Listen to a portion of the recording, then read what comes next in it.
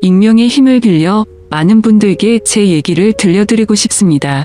농담 삼아 듣지 마시고 가능하다면 부디 힘이 되는 좋은 말씀 한마디씩 해주시면 감사하겠습니다. 우선 제 와이프에 대해서 얘기를 해드리겠습니다. 연애 시절부터 느꼈지만 정말 여자가 맞나 싶을 정도로 남자를 많이 밝히는 그런 스타일이었습니다. 하지만 그때는 콩깍지도 씌었을 뿐더러 결혼하고 애 낳으면 생각도 성격도 많이 달라질 거라 생각했었죠. 아무튼 와이프는 연애 시절부터 남자가 지나가면 눈이 돌아간다든지 휴대폰 안에는 연예인들의 건강미 넘치는 그런 사진들도 가득하더군요.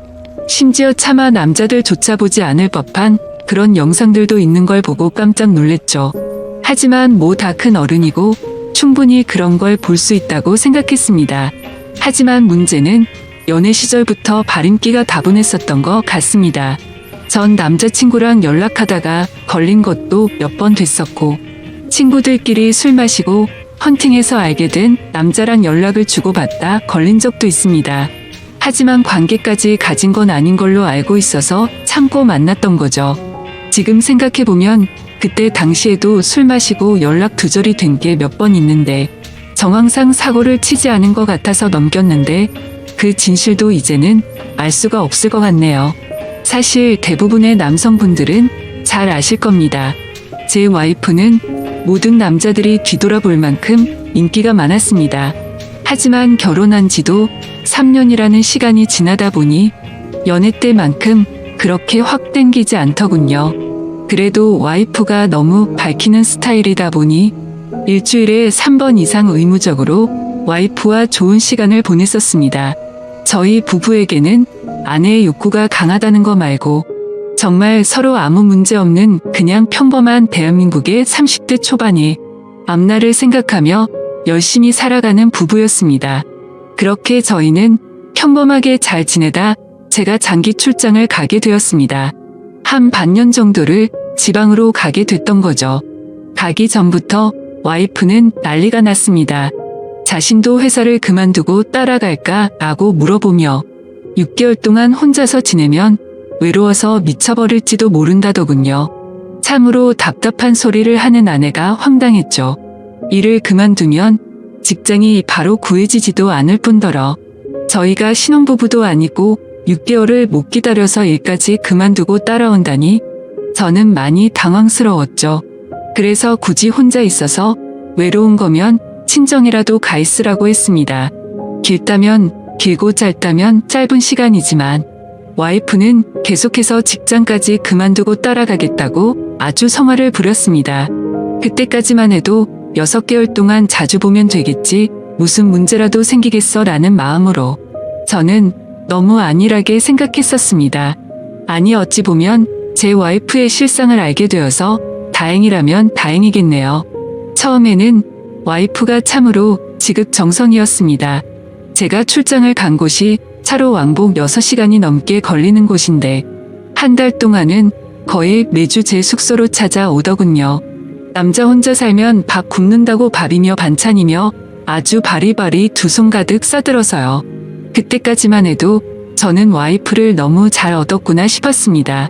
신혼도 아니고 결혼한 지도 벌써 3년이 훌쩍 넘었는데 남편이 출장 갔다고 이렇게 챙겨주는 여자가 이 세상에 어디 또 있겠습니까? 그때까지만 해도 정말 저희에게는 아무런 문제가 없었죠. 그런데 대략 한 달쯤 지났을 무렵입니다. 그렇게 지극정성이던 와이프가 전화도 잘 받지 않고 코빼기도 안 비추더군요.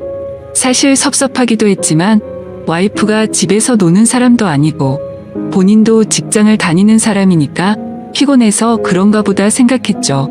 반년이라는 시간은 금방 지나갔고 저는 지방 출장을 모두 마치고 다시 서울로 복귀를 했습니다. 와이프는 집에 온 저를 보자마자 고생했다며 보고 싶은 거 참느라 죽는 줄 알았다면서 달려오더군요.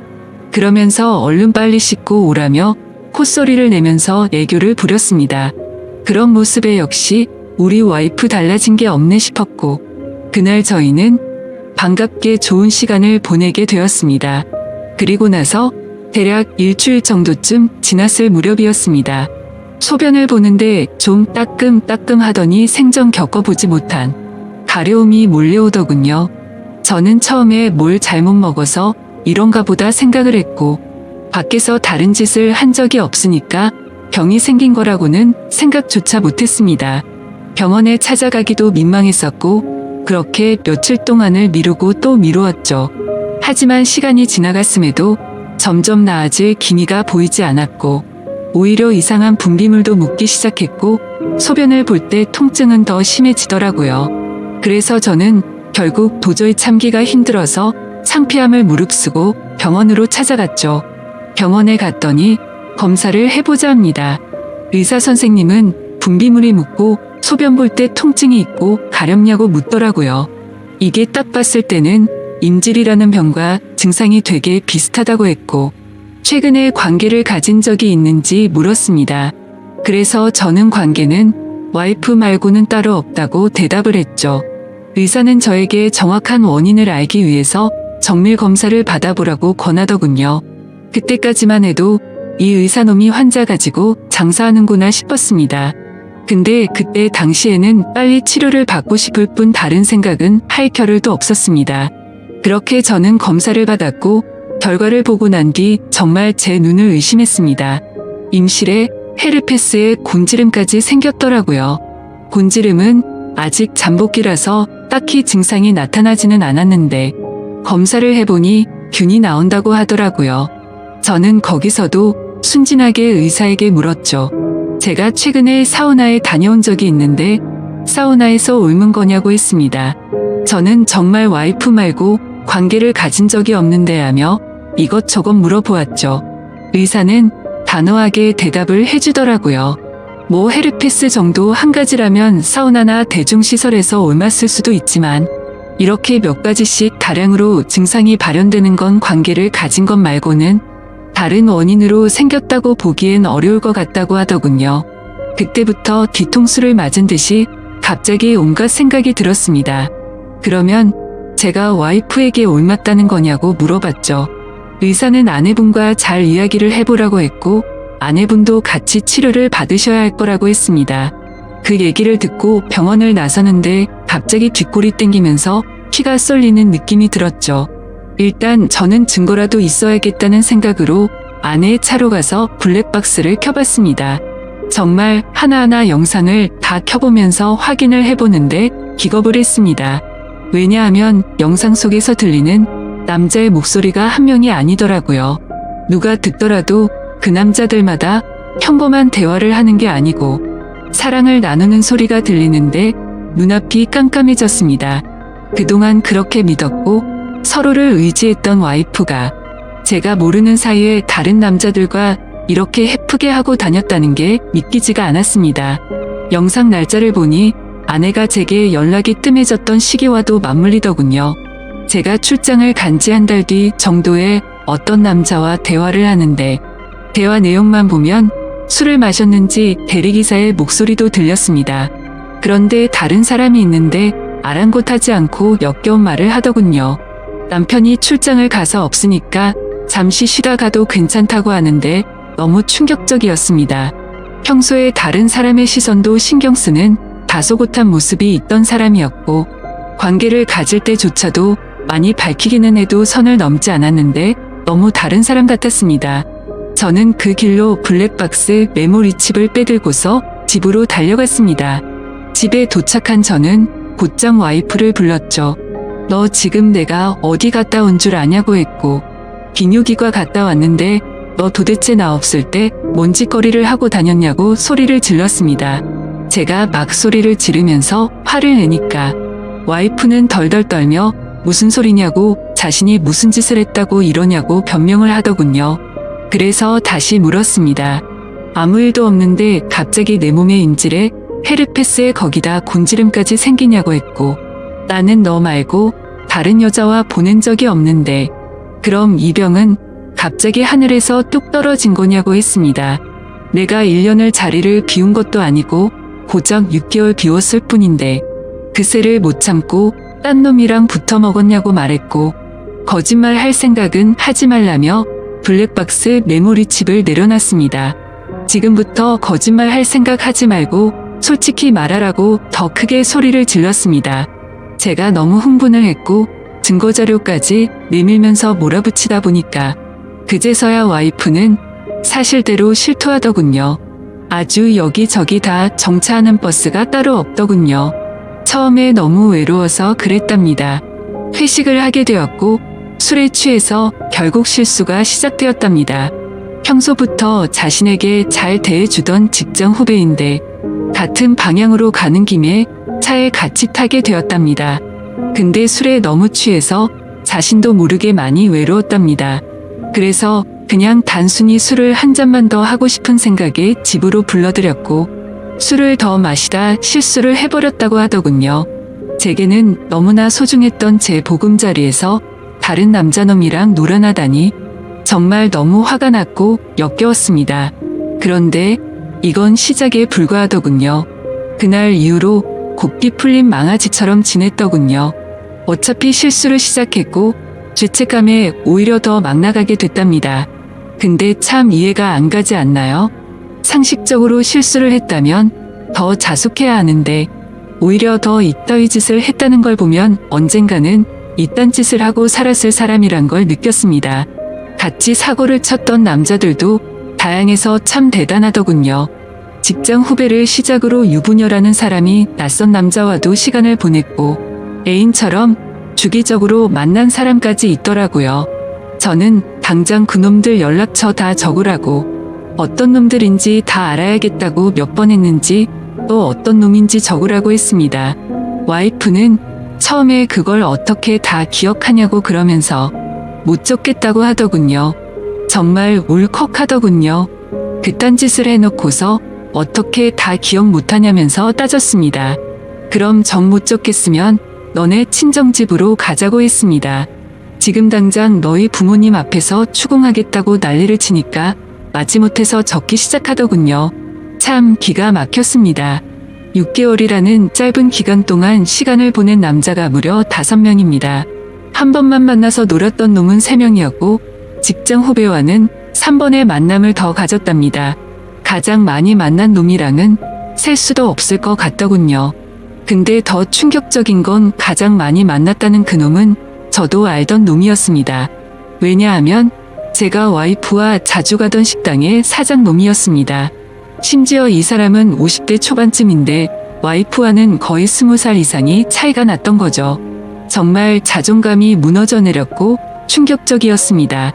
그 사장놈과 가깝게 지낸 지도 오래되었고 그 집구석 부부와 저희 부부가 함께 술자리도 수차례 가졌기 때문에 배신감은 더 컸습니다. 그런데 도대체 이 사장놈이랑은 언제부터 이딴 짓거리를 했냐고 물었습니다. 관계를 시작하게 된 건 3개월 정도 됐다고 하더군요. 어느 날 와이프는 친구들이랑 그 식당에서 모임을 가지게 됐다고 했습니다. 늦은 시간까지 술자리는 길어졌고 천연덕스럽게 그 사장은 그 자리에 끼었답니다. 그래서 2차까지 가게 되었고 와이프는 술에 취하게 되었답니다. 평소 친분이 있던 식당 사장놈이 데려다 준다고 해서 같이 차를 탔는데 거기까지만 기억이 나고 일어나 보니 같이 잠을 자고 있었다고 하더군요. 그래서 그날 이후부터는 계속해서 만남을 가져왔다고 했습니다. 아마도 이 인간이 없었더라면 더 많고 다양한 남자를 만났겠구나 싶었고 믿고 지낸 지도 오래된 사장놈에 대한 배신감은 이루 말할 수가 없었습니다. 그 사장놈은 저와는 나이차가 많이 났지만 많이 믿고 의지했던 사이였습니다. 와이프와 만나기 전부터도 친분을 가져왔었고 오죽하면 힘든 시기에는 제가 대출까지 받아가면서 도움을 줬던 사람입니다. 근데 그런 은인에게 이따위 짓을 하는 게 인간이 맞나요? 제 와이프도 인간 같지 않은 건 마찬가지입니다. 하룻밤을 비롯해 5명의 남자들과 만남을 가지고 그것도 모자라서 남편의 지인과 바람까지 피다니 그것도 20살이 넘게 나이도 많고 자식까지 가진 유부남과 말이죠.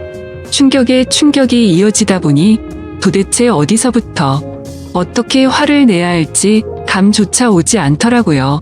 그래서 일단 저는 당장 휴대폰 잠금을 풀라고 했고 카톡을 열어서 메시지 내용을 봤습니다. 그동안의 메시지 내용은 지웠는지 오늘 날짜로 읽지 않은 메시지가 하나 와 있더군요. 이제 민철이가 출장 갔다 왔으니까 못 보는 거냐는 둥. 앞으로 조심하면 되니까 우리 변하지 말자는 둥 역겨운 대화가 와 있더군요. 정말 너무 참담해서 말도 안 나오고 아무 생각도 들지 않더라고요. 그냥 분노에 휩싸였을 뿐 아무것도 보이지가 않았습니다. 그래서 당장 아내를 이끌고 그 사장놈이 하고 있는 식당으로 갔습니다. 식당 안에는 손님들이 있었고 그 사장놈의 아내도 함께 있더군요. 그런데 그때 당시 제 눈에 이미 보이는 건 없었습니다. 들어가자마자 욕을 지르면서 불렀고 바로 멱살을 잡았습니다. 그 사장놈의 아내는 깜짝 놀라서 달려나와서 저를 뜯어 말렸고 저는 온 동네에 소문이 나길 바라는 마음으로 큰 소리로 말했습니다. 이 인간 같지도 않은 인간이 무슨 짓 했는지 아냐고요. 제가 출장 간 사이에 제 와이프랑 바람 피우고부터 먹은 지 3개월이 됐다고 말해줬습니다. 와이프는 옆에 서서 울고 있었고 그 사장놈의 아내도 충격을 먹었는지 저보다 더 화를 내면서 남편을 밀치고 멱살 잡고 난리가 났습니다. 그 사이에 손님들은 전부 다 밖으로 나가버렸고 진짜 짐승들처럼 뒤엉켜서 순식간에 개판이 되었습니다. 다음 날에는 그 직장 후배놈도 응징하기 위해서 와이프의 회사로 찾아갔습니다. 조금은 마음이 차분해져서 깽판을 치지는 않았고 다이렉트로 회사 대표와 만났습니다. 내 와이프가 여기 직장 동료랑 바람을 폈다. 딴 거 다 필요 없고 그 사람 자르라고 했습니다. 안 그러면 더 이상 어떤 꼴 날지 모른다고 하니까 바로 알겠다면서 죄송하다고 하더군요. 당연히 와이프도 이 회사에서 그냥 내보내라고 했습니다. 그딴 인간들 여기 둬봤자 여기에 도움될 거 없을 거니까 알아서 하라고 했죠. 와이프와는 이혼을 해야겠다는 생각으로 당분간 얼굴도 마주치지 말자고 했고 집에서 내쫓아 버렸습니다. 저 또한 맨정신으로 버틸 수가 없어서 회사에는 잘 얘기해서 휴가를 냈고 며칠 동안 집에 박혀서 술만 마시고 있었습니다. 옛날 생각도 나고 어떻게 이렇게 됐는지 웃다 울다 사람이 미쳐가는 게 한순간이더군요. 그렇게 3일 정도 지났을 무렵 그 사장놈에게서 메시지가 왔습니다. 저에게 사과를 해도 모자를 파네 오히려 뻔뻔하게 욕을 하더라고요. 조용히 일 처리를 하면 되지 굳이 그렇게까지 해야 했냐면서요. 본인도 이혼 소송 진행 중이고 가게도 문을 닫게 됐다면서 징징거리는데 본인이 일을 저질러 놓고 저더러 어쩌라는 건지 역겹고 짜증이 나서 저도 같이 싸웠습니다. 저는 너 같은 인간 말종이랑 말 섞기 싫으니까 헛소리 그만하라고 말했고 그동안 내가 너한테 빌려줬던 돈을 이번 주 내로 당장 다 갚으라고 했습니다. 그러니까 돈 없다면서 배째라고 말하더군요. 나이 50이 넘어서도 이따위 짓을 하는데 어떻게 이런 인간이랑 연락을 해오며 살았을까? 제 스스로에게도 화가 났습니다. 그때부터 이 인간 같지도 않은 놈이 저를 약올리기 위해서 비아냥거리기 시작하더군요. 제 와이프가 이렇게 해줬다 저렇게 해줬다부터 시작해서 또다시 저는 충격적인 얘기를 듣게 되었습니다. 참 파고 또 파도 끝이 없었네요. 너도 내 덕분에 이혼하게 된 걸 다행으로 알라면서 말하는데 지 친구놈과 셋이서도 어울렸다고 말하더군요. 진짜 이런 인간이었나 싶고 사람의 이중성에 환멸을 느꼈습니다. 와이프와 저는 연애 시절부터 결혼까지 거의 6년이란 시간을 함께 했습니다. 제가 알던 와이프가 맞나 싶을 정도로 또다시 큰 충격을 받았습니다. 이런 게 현실적으로 있을 수 있는 일인가 싶었습니다. 저는 곧바로 와이프에게 전화를 했고 이 말이 사실이냐고 물었죠. 그러자 한참을 말없이 가만히 있더군요. 그래서 저는 왜 말을 못하냐고 하니까 한숨을 쉬더니 적당히 하라면서 적반하장으로 짜증을 내더군요. 그러면서 내가 뭘 했건 이제 너랑 나랑 상관없는데 왜 자꾸 묻냐고 했습니다. 솔직히 당연히 이혼은 계속 진행했겠지만 조금이라도 고민을 안 했다면 거짓말이겠죠. 그만큼 많이 사랑했었기에 일말의 가능성을 생각했는데 전부 다 제 착각이었습니다. 아니, 오히려 다행이라고 생각해야겠네요. 마지막까지 제대로 된 실체를 보여줘서 미련 없이 끝낼 수 있겠구나 싶었으니깐요. 이렇게 말도 안 되는 사건이 일어난 지도 고작 일주일이 지났네요. 저는 지금 와이프와 이혼 절차를 밟고 있습니다. 와이프와 직장 후배 놈은 그 회사에서 잘리게 되었고요. 아직까지 해결이 안 된 문제는 그렇게 믿고 지냈던 사장놈입니다. 제게 빌려가서 갚지 않은 돈만 원금 2천만 원이 넘습니다. 이런 일은 태어나서 처음 겪다 보니 어떻게 해야 할지 머리가 어지럽네요. 일단 법적으로 어떻게 해서든 이 인간에게도 최대한의 고통을 주고 싶습니다. 어떻게 해야 이 인간도 피눈물 흘리면서 후회할 수 있게 만들 수 있을까요? 세상에 이런 일들이 일어나리라곤 절대로 생각 못했는데 제게도 이런 일이 일어나네요. 아마도 다들 드라마나 영화에서나 일어나는 일이라고 생각하실지 몰라도 생각보다 이런 불륜 사건들은 한 해에도 수도 없이 일어난다고 하더라고요. 다른 사람들은 저처럼 너무 사람들을 믿어서 상처받는 일이 없었으면 하는 바람입니다. 그리고 어떻게 해야 그 사장놈을 응징할 수 있을까요? 비열하게 비웃고 조롱하는 그 사장놈을 절실하게 응징하고 싶습니다. 제발 좀 방법이 있다면 알려주세요.